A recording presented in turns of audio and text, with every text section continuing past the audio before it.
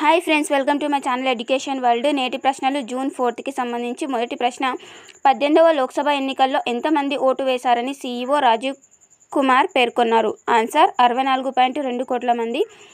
అయితే ఇటీవల 18వ లోక్సభ ఎన్నికలు ముగిశాయి. అయితే 64.2 కోట్ల మంది ఓటేయడంతో ప్రపంచ రికార్డు సృష్టించింది భారతదేశం అని చెప్పి సీఈఓ రాజీవ్ కుమార్ గారు తెలిపారనమాట.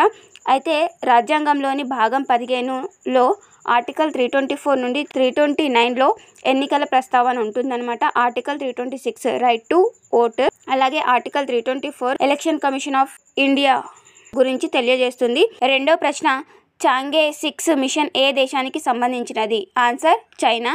ఇది చంద్రునిపై పరిశోధన కోసం ప్రయోగించింది చైనా.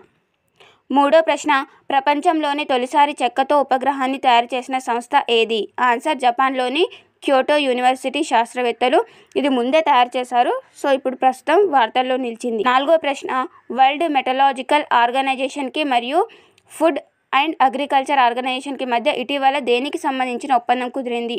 ఆన్సర్ వ్యవసాయ మరియు క్లైమేట్ రంగాల్లో సహకారం కోసం. ఐదో ప్రశ్న, ఇటీవల ఏ సంస్థ వారికి టాంజానియాలో పోర్టు నిర్వహణ కోసం హక్కులు దక్కాయి? ఆన్సర్ అదాని పోర్ట్స్ లిమిటెడ్ వారికి. ఆరో ప్రశ్న, తెలంగాణను ఎన్ని జోన్లుగా విభజిస్తున్నట్టు సీఎం రేవంత్ రెడ్డి గారు పేర్కొన్నారు? Answer 3, urban Telangana, suburban Telangana, rural Telangana.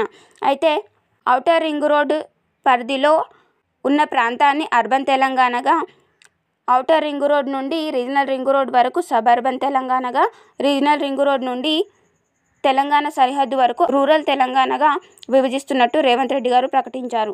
ఏడో ప్రశ్న, మెక్సికో దేశ తొలి మహిళా అధ్యక్షురాలిగా ఎవరు నియమితులయ్యారు? Answer Claudia షేక్బామ్.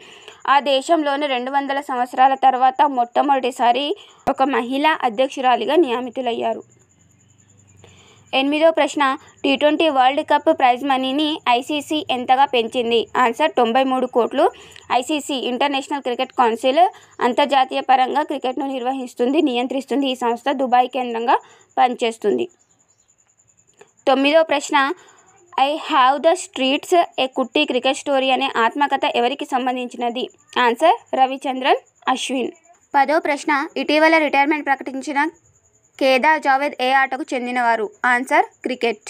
11వ ప్రశ్న, భారత వృద్ధి రేటును ఆర్బీఐ సంస్థ ఫైనాన్షియల్ ఇయర్ 25కి ఎంత అంచనా వేసింది? ఆన్సర్ 7%.